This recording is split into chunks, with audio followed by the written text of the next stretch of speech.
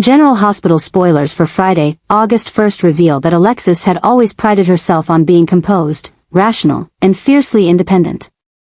For years, she had navigated courtrooms, family scandals, and emotional breakdowns with the conviction that intellect and resilience would always prevail. But nothing had prepared her for the emotional labyrinth unraveling inside her own home. The tangled lives of her daughters, Christina, with her unpredictable passions and dangerous impulses, and Molly, with her guarded silences and slowly surfacing secrets, had pushed Alexis to the brink of emotional and moral collapse. What once seemed like minor family disputes now carried the weight of something darker, more unmanageable. And for the first time in years, Alexis realized she could no longer do this alone. She needed help, not from a therapist or a legal strategist, but from someone who understood the language of power, fear, and control. She needed someone who could act where the law could not. And there was only one name that came to mind: Sunny. Reaching out to Sunny was not a decision Alexis made lightly. Their shared history was complex, riddled with betrayals, confrontations, and unspoken guilt. But beneath all of that lay something Alexis could no longer deny: trust. Sunny had always protected those he loved, often in ways Alexis didn't approve of, but always with ruthless efficiency. She needed that kind of intervention now, the kind that didn't wait for paperwork or permission. Christina was spiraling again. After years of trying to rebuild herself, she had fallen into a state of obsession and paranoia, whispering about people watching her, secrets being taken, and consequences that didn't align with the reality Alexis could see. Then came the whispers about Sidwell, about brake lines cut, about Ava's blackmail, about Rick. Alexis could no longer separate fiction from truth. And it scared her. Because if even half of what she suspected was real, then Christina was not only in danger, she might be the danger. Meanwhile, Molly's detachment had taken a strange turn. Once open, idealistic, and emotionally connected, she now held her cards too close to her chest. Alexis had seen her daughter lie outright about small things, appointments missed, messages unanswered, and she couldn't shake the feeling that Molly was covering for someone. Or worse, hiding something criminal. And now with Christina's instability growing, and Ava looming with the threat of public exposure, Alexis saw the bigger picture forming. Her daughters weren't just in trouble, they were tangled in something deep, something that could unravel their lives completely. And that's when she knew she had no choice. Alexis went to Sunny not as a mother pleading for her daughter's safety, but as a woman ready to do whatever it took to uncover the truth and prevent her family from shattering. She walked into his penthouse with her shoulders straight, but her heart in freefall. She didn't ask for sympathy. She asked for help. For leverage. For protection. And Sunny listened. He didn't ask for a list of names or a breakdown of events, he just watched her with those calculating eyes and understood. Because he had seen this kind of desperation before. He had worn it himself. Sunny didn't promise a miracle. He promised action. What Alexis didn't know was that Sunny had already received whispers from his network, fragments of conversations, photographs of suspicious meetings, and surveillance footage involving Christina, Ava, and even Anna. Something was brewing beneath the surface of Port Charles, and somehow, Alexis' family was sitting directly in the eye of the storm. Sunny was already investigating Sidwell's return to power, Drew's manipulation tactics, and the growing tension surrounding the Cassadine fortune. What shocked him most was how tightly Christina's name was woven into every thread. With Alexis now beside him, the pieces began to fall into place. Together, they quietly launched a plan to uncover every hidden alliance, every lie their daughters had been told, and every truth they refused to speak aloud. The two of them, one armed with legal expertise, the other with underworld power, formed an unlikely but unbreakable alliance. It wasn't about revenge or punishment. It was about saving what was left before it was too late. Alexis didn't care if Sunny had to bend the rules. In fact, she expected him to. Because in this moment, the only thing that mattered was stopping the avalanche of consequences that had already begun to fall. And in the shadows of this new partnership, secrets began to surface. Ava's threats weren't just empty blackmail, they were rooted in real, damning evidence. Evidence that could not only implicate Christina but devastate Molly's fragile reputation. Rick's near-death wasn't just a freak accident, it was a warning. And the more Alexis and Sunny discovered, the more it became clear that this was bigger than one family crisis. This was about legacy, power, and manipulation at a level even Alexis had never faced before. As they worked behind the scenes, Alexis began to see a different side of Sunny, the man who knew when to fight, when to intimidate, and when to stay silent. He never questioned her motives. He simply supported them. For Alexis, it was the first time in a long time that she felt like she wasn't drowning alone. With Sunny, she could breathe again, just enough to fight. But they were racing against time. The deeper they went, the clearer it became that Christina's recklessness could spark a public scandal. And if Alexis didn't get ahead of it, her entire family could be destroyed. But now, she had Sunny by her side. And together, they were ready to rewrite the rules, before someone else did it for them. Emma and Gio had always been drawn to the shadows, the whispered secrets behind closed doors, the subtle gestures that suggested more than what was being said. The lies that people so confidently wore as masks. But nothing could have prepared them for the twisted web unraveling in Port Charles, a web that now seemed to ensnare two unlikely figures. Vaughn and Jocelyn. On the surface, their alliance appeared strategic, harmless even, an extension of the WSB's growing involvement in domestic surveillance and counterintelligence. But the deeper Emma and Gio looked, the more unexplainable it became. There were untraceable data trails, encrypted messages left in trash files, and coded directives written in obscure historical dialects. This wasn't just about protecting Port Charles. This was about control. And that realization chilled Emma to the bone. It began with a fragment of overheard conversation, Vaughn's voice in the shadows of Pier 47, mentioning something about containment and Brit's leverage.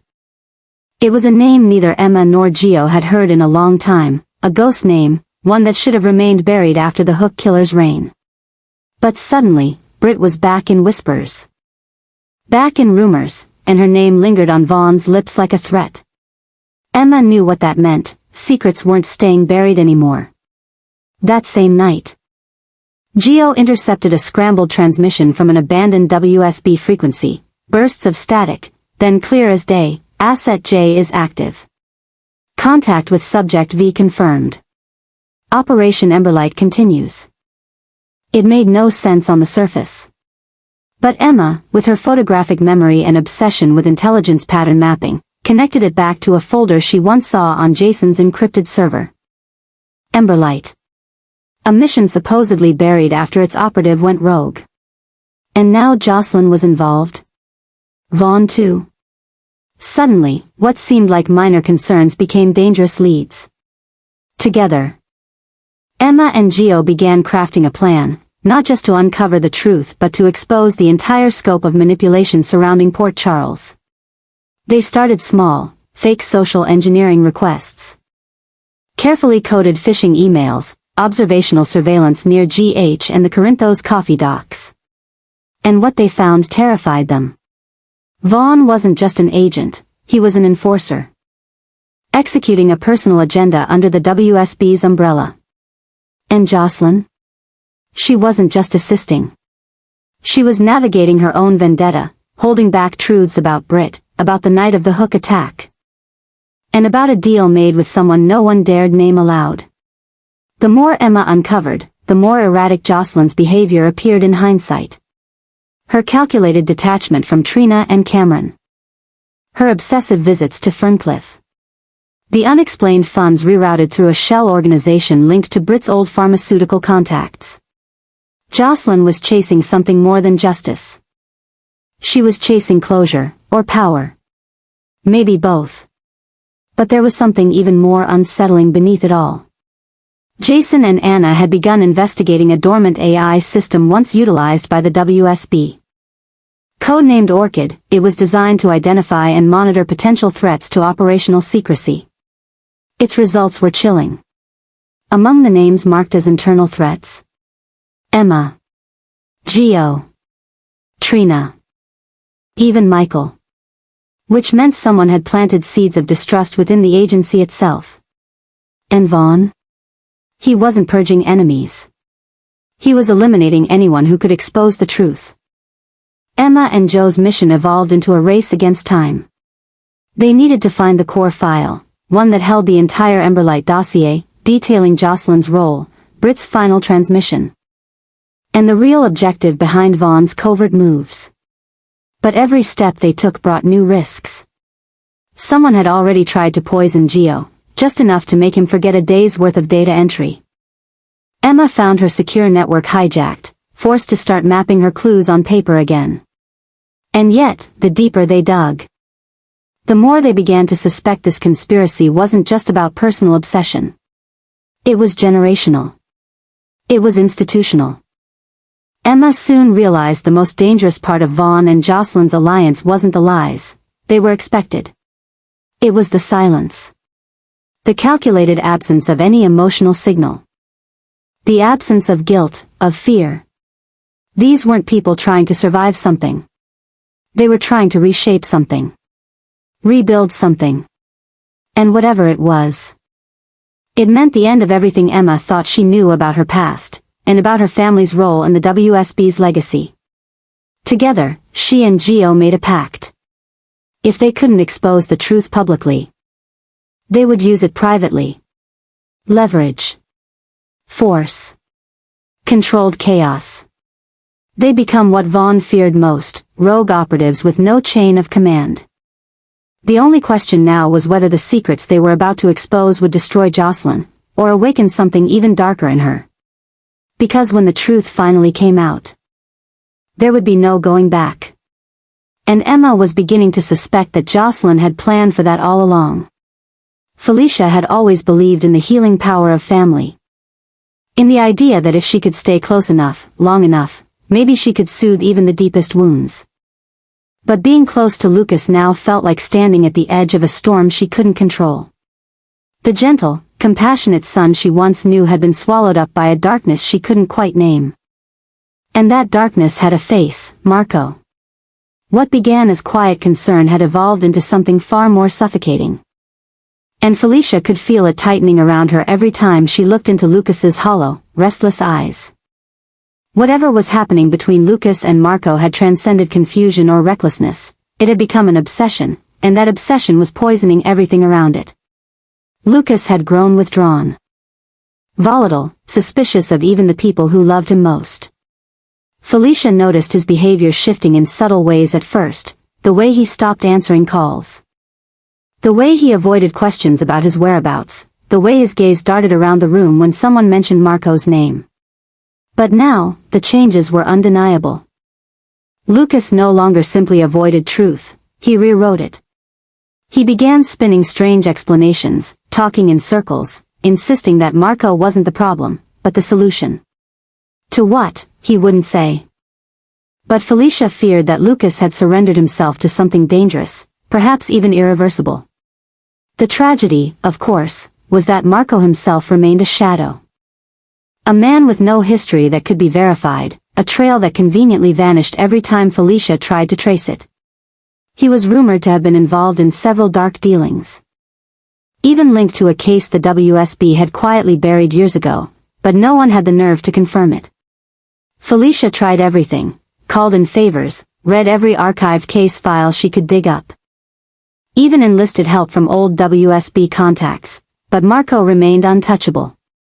Worse, Lucas seemed to grow more devoted to him as the mystery deepened, as if the very secrecy were proof of Marco's power. The more dangerous Marco appeared, the more Lucas clung to him. And Felicia, desperate and out of options, began to consider something that frightened her more than anything else. What if Lucas wasn't a victim? What if he had chosen this descent? What if, in Marco, he saw not a threat, but a kind of liberation from a life he no longer wanted? Felicia couldn't allow that. Not without a fight. She began spending every free moment with Lucas, even when he protested. She brought food to his apartment. Left notes when he wouldn't answer the door. Sat on his porch late at night, waiting in silence. She talked to anyone who'd listen, Maxie, even Carly, anyone who might help her find a way back into Lucas's world. But it was like trying to reach someone trapped behind glass. Lucas had shut himself off completely, and when he did engage, it was always with this unsettling calm. A placid smile that never quite reached his eyes. He wasn't just hiding something, he was becoming something else. And then came the breakthrough that changed everything. A package arrived at Felicia's house, no return address, just her name written in jagged pen. Inside was a flash drive. No note, no explanation. Just video footage, grainy, chaotic. Timestamped 2 weeks earlier. It showed Marco, clearly visible, meeting with someone in the shadows. Felicia froze as she watched Marco hand over a sealed vial to the other man. He could either be a pawn, or a willing participant. Her hands shook as she replayed the footage again and again, searching for more clues. This wasn't just about Lucas anymore. This was about Port Charles. About the people Marco might hurt next. About whether the WSB had failed to eliminate him before. About why this man kept slipping through every crack. Felicia now knew she couldn't wait for Lucas to wake up. She had to act. She took the flash drive to Anna, begged her to reopen the WSB case file. She confronted Jason. Asked if he knew anything about Marco's past or why he seemed immune to accountability. She even considered reaching out to Sunny, someone with the power to stop things the WSB couldn't touch. And yet, through it all, she never stopped hoping Lucas would come back to her. That somehow, whatever grip Marco had on him would break before it was too late. But Felicia also understood something else now. This wasn't just about saving Lucas from Marco. This was about understanding why Lucas had let Marco in to begin with. Because behind every dangerous man is someone who lets him in the door. And Felicia was terrified to learn what door Lucas had opened, and what darkness was waiting on the other side. Jason had always trusted his instincts, and this time, they screamed louder than ever. The image haunted him, a fleeting glimpse of Brit in a Paris airport, too vivid to dismiss. Too real to be a hallucination. At first, he had doubted himself, told himself that grief could twist memory into fantasy, that missing Brit had shaped shadows into her silhouette. But the more he tried to forget, the stronger the certainty grew. Brit wasn't dead. And if she wasn't dead, that meant someone had gone to great lengths to fake her death, and for reasons Jason could no longer ignore. It didn't take long before Jason sought out Anna. The one person he trusted enough to share what he feared would be dismissed as delusion. He found her at the PCPD archives, cross-referencing surveillance files tied to WSB activity in Europe. Her mind clearly engaged in a broader investigation. But when he spoke, she stopped cold. Jason told her about the airport sighting, the angle of Brit's jaw. The way she brushed her hair behind her ear, a gesture no imposter could mimic perfectly. Anna didn't laugh, didn't question his emotional state. Instead, she stared at him, silent. Her fingers curling tightly around a folder marked 5 poppies. Jason watched her eyes shift from doubt to recognition, to reluctant agreement. She confessed that Liesel had confided in her privately that Brit never wanted a public burial. She'd requested cremation, insisted on privacy. And there had been no body for a public autopsy, only a death certificate issued under suspicious circumstances. That alone wouldn't be enough, but Anna then revealed another detail. Several anomalies in WSB records, sealed movements of unknown agents in the hours before Brit's supposed death, and a sudden blackout in security footage around the docks where she was last seen. For Jason, that was all the confirmation he needed. Brit was alive. And someone, possibly the WSB, possibly a rogue faction, wanted her to stay hidden. The pieces clicked too quickly. Brit had always known too much.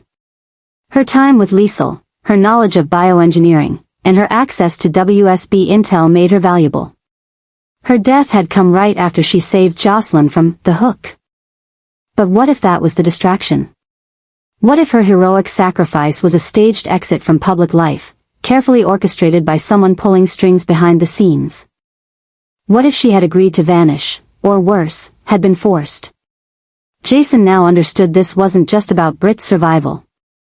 This was about containment. A chessboard was being set. And he and Anna were only just starting to see the full layout. Anna hesitated before telling Jason the next truth. WSB chatter suggested Brit had been seen near a restricted WSB compound in northern Greece, and a project called Cassiopeia, once dormant, had been reactivated shortly after her disappearance.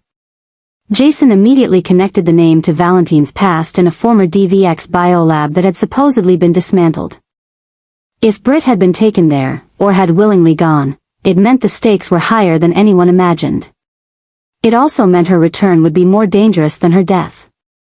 Now, Jason felt the urgency rise. He couldn't wait. He had to move fast, but quietly.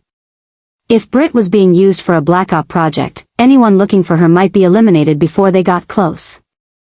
Anna agreed to support him, promising to redirect WSB resources under the pretense of tracking remnants of the Hook case, while Jason used his own connections to probe the darker corners of the world.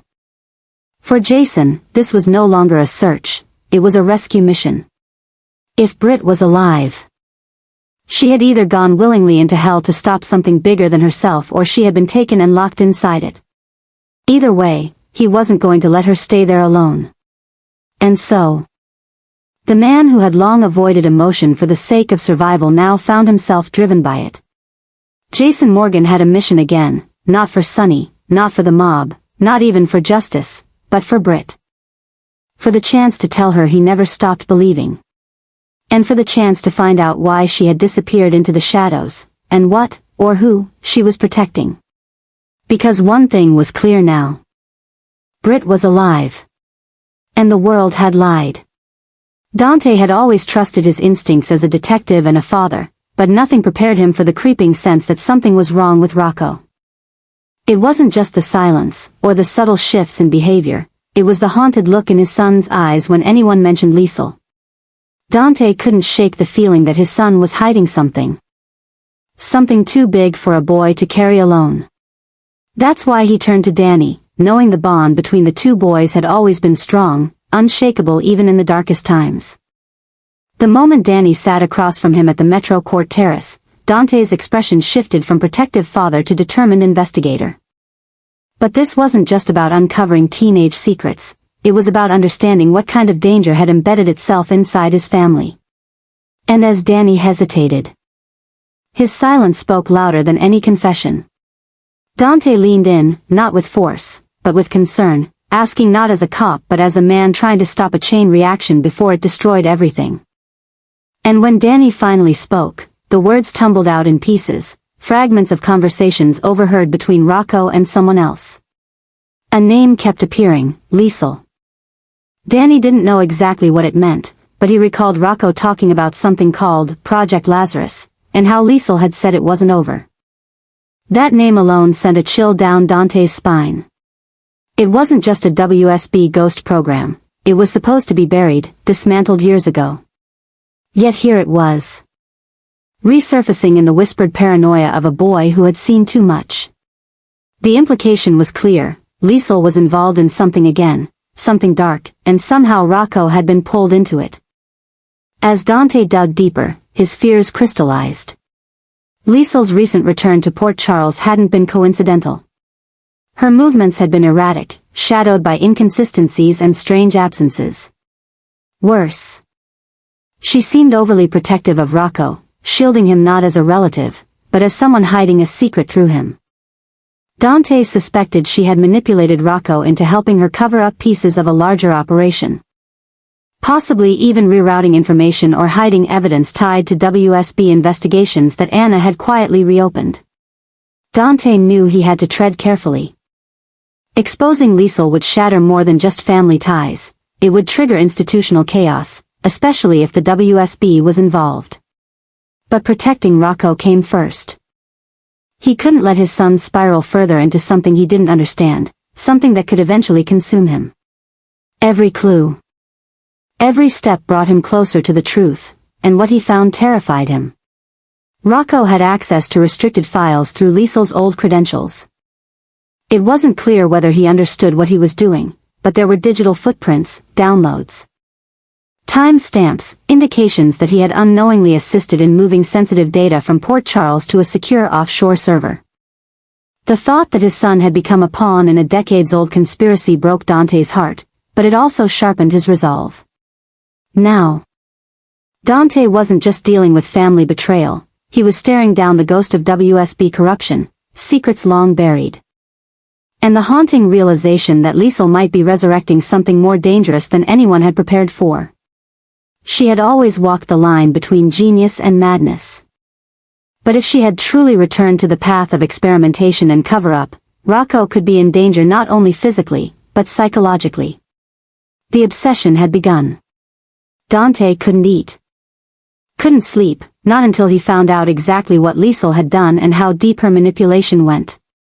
He had started asking Anna for encrypted access to WSB redacted files. Tracing Liesl's digital movements, even pulling Jason into a private conversation to see if he'd heard whispers from the underworld. What he found were overlapping connections, names like Vaughn, Dalton, and even Jocelyn appearing where they shouldn't. It was no longer just about Liesl or Rocco. It was about a storm brewing underneath Port Charles, and Liesl had laid the groundwork years ago. Dante had reached the point of no return. The truth he uncovered threatened to destroy the foundation of everything he believed in, family, duty, and the sanctity of the law. But there was no turning back. He was going to expose what Liesl had done, and if necessary, pull Rocco out of the web with force. The lies had gone on too long, and the cost of silence was too high. Dante was ready to fight, even if it meant confronting the woman who once held his trust, and reclaiming the future that had been stolen from his son.